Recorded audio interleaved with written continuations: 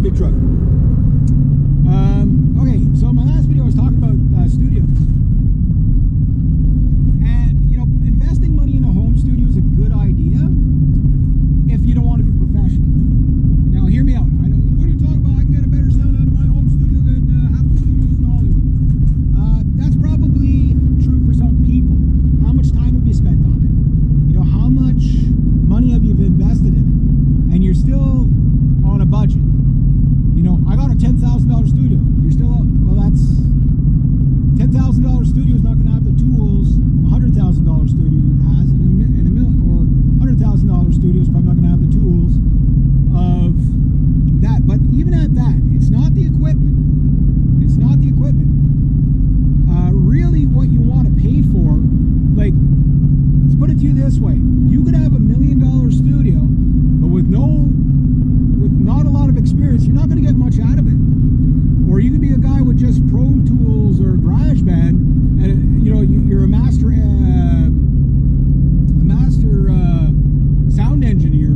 You know what I mean? You're going to get a hell of a lot more out of that guy. So that's what you're paying for at the studio, is that experience.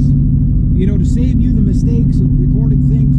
Like just myself, I've probably got, judging by my counter, probably around 300 songs that I've recorded in my life. Not including the little tape cassette stuff back in the 90s, which I don't even know where that stuff is. And none of it was any good at all. None of it was any good at all. But the thing is that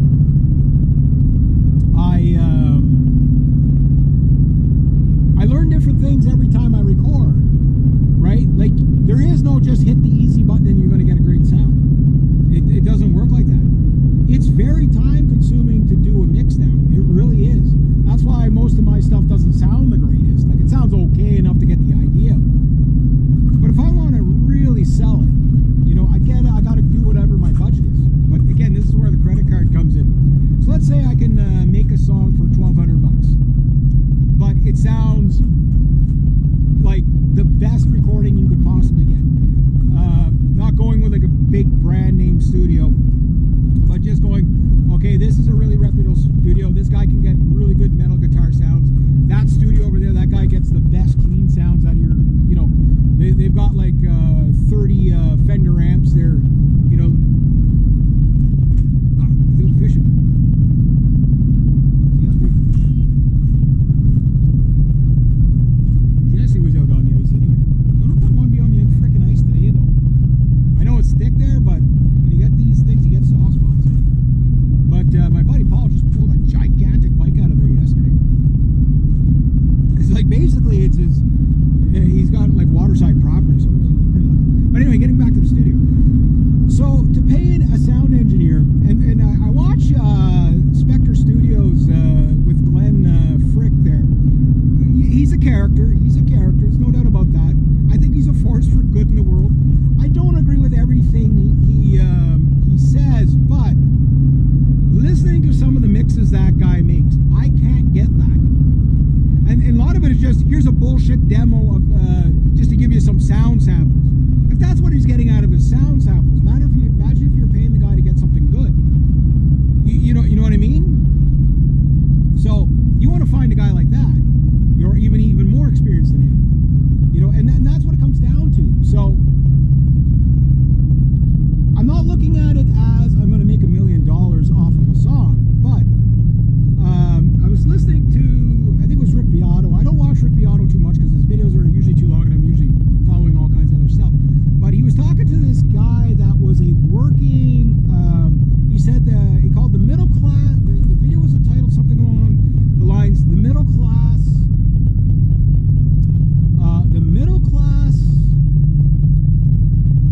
musician is dying or something like that, right? Where like the affordability, but and what he was talking about was the middle class musician economy was dying. He goes like, what he was talking about was there were ways that you could make money off of musicians. You know, just you didn't have to be a musician. Like a roadie would make money.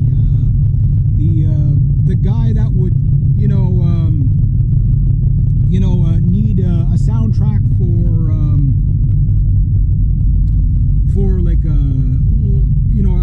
commercial, stuff like that. Those musicians, what you call more like a session musician, they make retarded amount of money. They really do. Well, they did.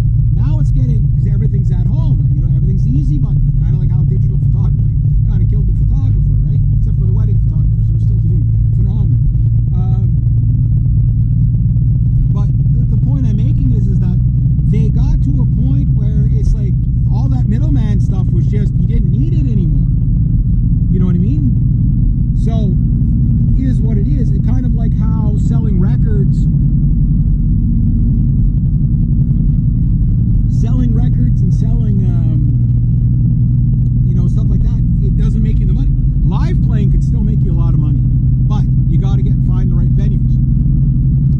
And it takes a while, and that's really about getting the connections to the right people. Like, I don't want to play bars anymore. Like, I can't play the odd bar. I want to play festivals.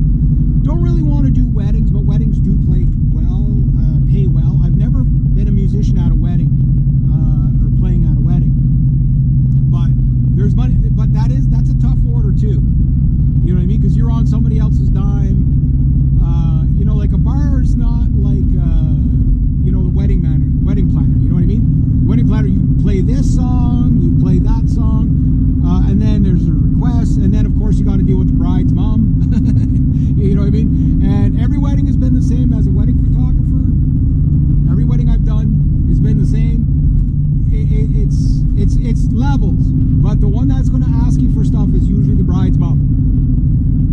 Yeah, did you do this? Did you get a shot of this? And now, of course, you kill them with kindness or whatever. The hostility level is it's a spectrum. Either you get the nicest wedding mom, as I'll call it, that, you know, oh, make sure you grab something to eat, make sure you grab this, all that, or you get yeah, you better do your job. You know what I mean? We're paid for you. You know what I mean?